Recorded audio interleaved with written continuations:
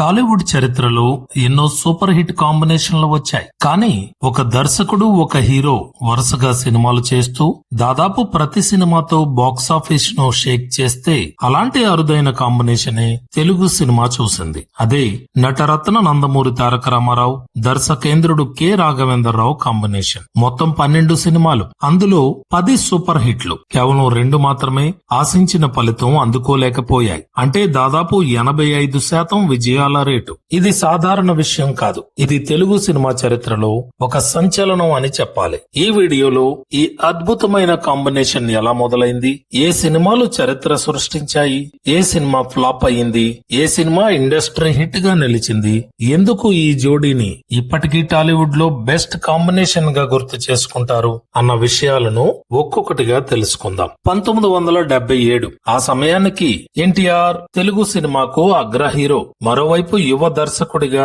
తన ప్రతిభను నిరూపించుకోవాలని చూస్తున్నారు కె రాఘవేంద్రరావు. ఈ ఇద్దరి కలయికలో తెరకెక్కిన తొలి చిత్రం అడవిరాముడు. ఇదే వారి ప్రయాణానికి శ్రీకారం చుట్టింది. ఈ సినిమాలో ఎన్టీఆర్ సరసన జయప్రద, జయసుధ హీరోయిన్లుగా నటించారు. ఈ సినిమా విడుదలైన తర్వాత జయప్రద, జయసుధ ఇద్దరు స్టార్ హీరోయిన్లుగా ఎదిగారు. అయితే ఈ సినిమా విజయం కేవలం హీరో హీరోయిన్లకే కాదు, తెలుగు సినిమా చరిత్రకే కొత్త దిశ చూపించింది. ఆ రోజుల్లోనే తెలుగులో ₹1,00,00,000 పైగా షేర్ సాధించిన తొలి చిత్రంగా అడవిరాముడు రికార్డు సృష్టించింది. కేవలం కలెక్షన్లే కాదు, ఈ సినిమా ప్రదర్శన కూడా సంచలనమే. 366 రోజుల ప్రదర్శన, 32 కేంద్రాల్లో 100 రోజులు, 16 కేంద్రాల్లో 175 రోజులు, 4 కేంద్రాల్లో 200 రోజులు, 3 కేంద్రాల్లో ఏకంగా 365 రోజులు ప్రదర్శితమై ఇండస్ట్రీ హిట్ గా నిలిచింది. పాటలు ఆరేసుకోబోయి పారేసుకున్నాను, కుకుక్కు కోకిలమ్మ,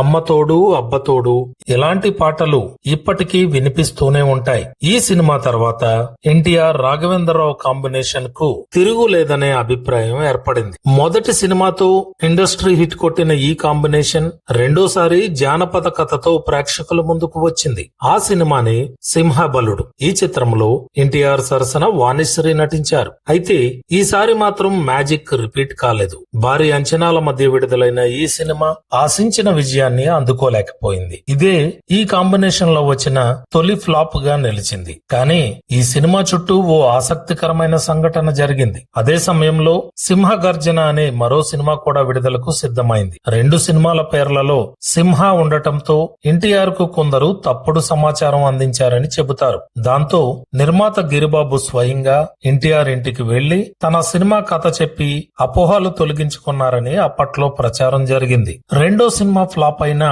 ఎన్టీఆర్ కు రాఘవేంద్రరావు పై ఉన్న నమ్మకం మాత్రం ఏ మాత్రం తగ్గలేదు.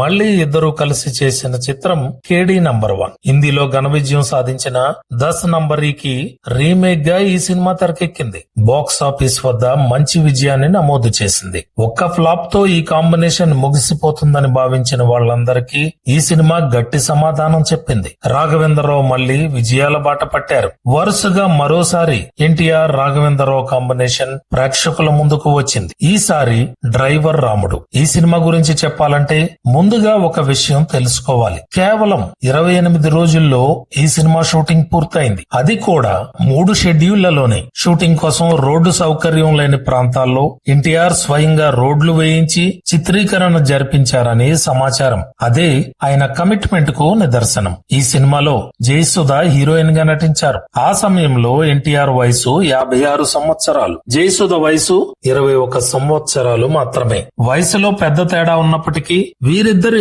ఆన్ స్క్రీన్ కెమిస్ట్రీ ప్రేక్షకులను ఎంతగానో ఆకట్టుకుంది. గుగ్గు గుడుసుంది, మామిళ్ల తోపుకాడ అంటూ చక్రవర్తి స్వరపరిచిన పాటలు సూపర్ హిట్ అయ్యాయి. జంధ్యాల రాసిన సంభాషణలు సినిమాకు మరో బలం అయ్యాయి. లారీ డ్రైవర్ గా మొదలై స్వయం కృషితో వానర్ గా ఎదిగే పాత్రలో ఎన్టీఆర్ నటన ప్రేక్షకులను విపరీతంగా ఆకట్టుకుంది. ఈ సినిమా 35 కేంద్రాల్లో 100 రోజులు ప్రదర్శితమై బ్లాక్ బస్టర్ గా నిలిచింది. తిరుపతి, విజయవాడ వంటి కేంద్రాల్లో సిల్వర్ జూబ్లీ జరుపుకుంది. 1979 ఎన్టీఆర్ కె రాఘవేంద్రరావు కాంబినేషన్ లో 5వ సినిమాగా ప్రేక్షకుల ముందుకు వచ్చింది వేటగాడు. ఈ సినిమా కేవలం మరో హిట్ మాత్రమే కాదు, ఈ కాంబినేషన్ స్థాయిని మరింత ఎత్తుకు తీసుకెళ్లిన చిత్రం. ఈ సినిమాలో మరో ప్రత్యేకత కూడా ఉంది. అదే ఎన్టీఆర్ శ్రీదేవి కాంబినేషన్ లో వచ్చిన తొలి సినిమా. ఆ సమయంలో శ్రీదేవి స్టార్ హీరోయిన్ గా ఎదుగుతున్న కాలం. మరోవైపు ఎన్టీఆర్ తన కెరీర్ లో అగ్రస్థానంలో ఉన్నారు. ఇద్దరి వయసులో దాదాపు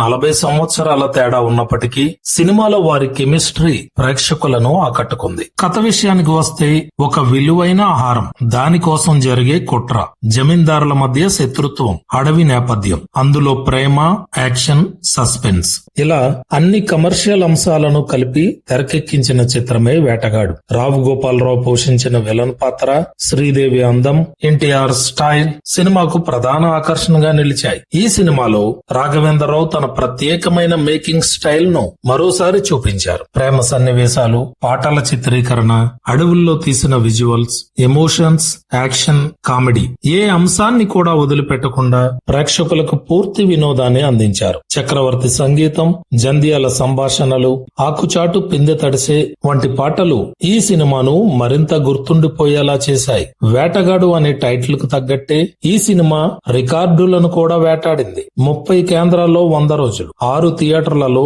175 రోజులు, 3 కేంద్రాల్లో 200 రోజులు, హైదరాబాద్ లో 400 రోజులకు పైగా ప్రదర్శితమై సంచలనం సృష్టించింది. ఆ రోజుల్లోనే 50 రోజులకు ₹1 కోటి వసూళ్లు సాధించిన చిత్రంగా నిలిచింది. వేటగాడు తర్వాత ఈ కాంబినేషన్ మరోసారి ప్రేక్షకుల ముందుకు వచ్చింది. ఈసారి రౌడీ రాముడు, కొంటి కృష్ణుడు. ఈ సినిమాకు మరో ప్రత్యేకత ఉంది. అదే ఎన్టీఆర్ తనయుడు బాలకృష్ణ కూడా నటించడం. తండ్రి కొడుకులు ఒకే సినిమాలో కనిపించడం అప్పట్లో అభిమానులకు పెద్ద ఆకర్షణగా మారింది. ఈ సినిమాలో రాము పాత్రలో ఎన్టీఆర్, కృష్ణ పాత్రలో బాలకృష్ణ, ఇద్దరి మధ్య అనుబంధం, నిధి కోసం జరిగే సాహసయాత్ర, విలన్లతో పోరాటం ప్రేక్షకులను అలరించాయి. చివరికి ఇద్దరూ దుష్టులను ఓడించి నిధిని ప్రభుత్వానికి అప్పగించే ముగింపు ప్రేక్షకులను ఆకట్టుకుంది. బాక్సాఫీస్ వద్ద ఈ సినిమా మంచి విజయాన్ని అందుకుంది. ఇప్పటికే ఎన్టీఆర్ రాఘవేంద్రరావు కాంబినేషన్ అంటే హిట్ అనే నమ్మకం మరింత బలపడింది. 1981 ఈ కాంబినేషన్ నుంచి మరో భారీ కమర్షియల్ సినిమా వచ్చింది. అదే గజ దొంగ. ఈ సినిమాలో ఎన్టీఆర్ ద్విపాత్రాభినయం చేశారు. విడిపోయిన అన్నదమ్ములు, విలన్ పై ప్రతీకారం, ఫ్యామిలీ ఎమోషన్, యాక్షన్, ఈ ఫార్ములాతో అప్పటికే ఎన్నో విజయాలు వచ్చినా రాఘవేంద్రరావు తనదైన ట్రీట్మెంట్ తో మరోసారి ప్రేక్షకులను మెప్పించారు. ఈ సినిమాలో ఎన్టీఆర్ చేసిన గోల్డ్ మ్యాన్ పాత్ర ప్రత్యేక ఆకర్షణగా నిలిచింది. బంగారు రంగు డెన్, ప్రత్యేక కాస్ట్యూమ్స్, జేమ్స్ బాండ్ తరహా బ్యాక్గ్రౌండ్ స్కోర్, బ్లాకీ అనే నల్ల పిల్లి, మాట్లాడే బొమ్మ, ఇలాంటి ఎన్నో కొత్త అంశాలు ప్రేక్షకులను ఆకట్టుకున్నాయి. ఈ సినిమా షూటింగ్ సమయంలో మరో సినిమా షూటింగ్ లో ఎన్టీఆర్ కుడి చేయి విరిగింది. సాధారణంగా అయితే షూటింగ్ వాయిదా పడేది. కానీ నిర్మాతలకు నష్టం కలగకూడదనే ఉద్దేశంతో చేతికి కట్టుతోనే పాటలు, క్లైమాక్స్ సన్నివేశాల్లో పాల్గొన్నారు. అదే ఎన్టీఆర్ కమిట్మెంట్. విడుదలైన తర్వాత గజ దొంగ ప్రేక్షకులను విపరీతంగా ఆకట్టుకుంది. 50 రోజుల తర్వాత ప్రేక్షకుల అభిరుచిని దృష్టిలో పెట్టుకుని మరో కొత్త ఫైట్ కూడా జోడించారు. ఆ రోజుల్లోనే ₹1 కోటి గ్రాస్ వసూలు చేసి రికార్డు సృష్టించింది. తెలుగు సినిమా చరిత్రలో ₹1 కోటి గ్రాస్ సాధించిన 10వ చిత్రంగా నిలిచింది. అందులో ఎన్టీఆర్ కి ఇది 9వ కోటి గ్రాస్ సినిమా కావడం విశేషం. ఈ సినిమాలోని నీ ఇల్లు బంగారం కాను పాట అప్పట్లో సంచలన విజయం అందుకుంది. 1981 ఎన్టీఆర్ కె రాఘవేంద్రరావు కాంబినేషన్ లో 8వ చిత్రంగా ప్రేక్షకుల ముందుకు వచ్చింది తిరుగులేని మనిషి. ఈ సినిమాకు ఓ ప్రత్యేక గుర్తింపు ఉంది. ఎందుకంటే ఎన్టీఆర్, చిరంజీవి కలిసి నటించిన ఏకైక సినిమా ఇదే. ఒకవైపు తెలుగు సినిమాకు నెంబర్ 1 స్టార్ ఎన్టీఆర్, మరోవైపు హీరోగా ఎదుగుతున్న చిరంజీవి. ఈ ఇద్దరూ ఒకే తెరపై కనిపించడం అప్పట్లో ప్రేక్షకుల్లో ఆసక్తిని కలిగించింది. ఈ సినిమా గురించి చెప్పుకునే సమయంలో ఒక ఆసక్తికరమైన సంఘటనను తప్పక చెప్పాలి. షూటింగ్ జరుగుతున్న సమయంలో దర్శకుడు కె రాఘవేంద్రరావు అనారోగ్యానికి గురయ్యారని సమాచారం. వైద్యులు కొన్ని రోజులు విశ్రాంతి తీసుకోవాలని సూచించారు. దాంతో షూటింగ్ ఆగిపోయే పరిస్థితి ఏర్పడింది. అప్పుడే ఎన్టీఆర్ ముందుకొచ్చారు. దర్శకుడి బాధ్యతను తాత్కాలికంగా తానే తీసుకుని కొన్ని కీలక సన్నివేశాలను స్వయంగా తెరకెక్కించారని అప్పటి సినీ వర్గాల్లో ప్రచారం జరిగింది. ముఖ్యంగా చిరంజీవి, కైకాల సత్యనారాయణ మధ్య వచ్చే ఫైట్ సీన్ ను ఎన్టీఆర్ చిత్రీకరించారని చెబుతారు. ఇంతటి ఆసక్తికరమైన నేపథ్యం ఉన్నప్పటికీ తిరుగులేని మనిషి బాక్సాఫీస్ వద్ద ఆశించిన ఫలితం అందుకోలేకపోయింది. ఈ కాంబినేషన్ లో వచ్చిన రెండో ఫ్లాప్ గా నిలిచింది. కానీ ఎన్టీఆర్ కు రాఘవేంద్రరావు పై ఉన్న నమ్మకం మాత్రం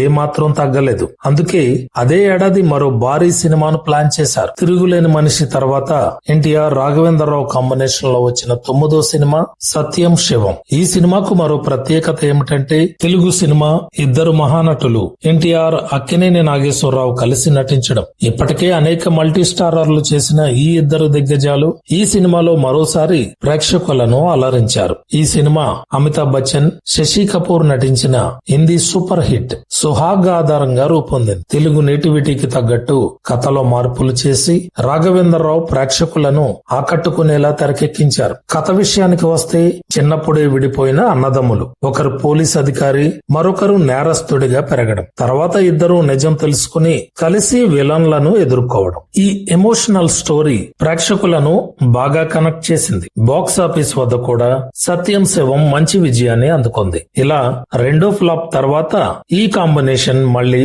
విజయాల ట్రాక్ లోకి వచ్చింది. 1981 దసరా ఎన్టీఆర్ రాఘవేంద్రరావు కాంబినేషన్ లో వచ్చిన 10వ చిత్రం కొండవీటి సింహం. చాలా మంది సినీ విశ్లేషకుల అభిప్రాయం ప్రకారం ఈ సినిమా రాఘవేంద్రరావు ఎన్టీఆర్ కాంబినేషన్ లో ఒక టర్నింగ్ పాయింట్. ఎందుకంటే ఇంతకు ముందు వచ్చిన సినిమాల్లో ఎన్టీఆర్ ఎక్కువగా స్టైలిష్, రొమాంటిక్, కమర్షియల్ పాత్రల్లో కనిపించారు. కానీ కొండవీటి సింహంలో మాత్రం ఆయన నటుడిగా తన విశ్వరూపాన్ని చూపించారు. ఈ సినిమాలో ఎన్టీఆర్ తండ్రి కొడుకులుగా ద్విపాత్రాభినయం చేశారు. భావోద్వేగం, యాక్షన్, ఫ్యామిలీ డ్రామా అన్ని సమపాళ్లలో ఉండటంతో ఈ సినిమా ప్రేక్షకులను విపరీతంగా ఆకట్టుకుంది. 1981 అక్టోబర్ 7న విడుదలైన ఈ చిత్రం దసరా కానుకగా వచ్చి ఘన విజయాన్ని అందుకుంది. అంతేకాదు తర్వాత హిందీలో ఫర్జ్ ఔర్ కానూన్ పేరుతో రీమేక్ అయింది. 1982 ఎన్టీఆర్ రాఘవేంద్రరావు కాంబినేషన్ లో వచ్చిన 11వ చిత్రం జస్టిస్ చౌదరి. ఈ సినిమా విడుదలైన రోజు కూడా ప్రత్యేకమే.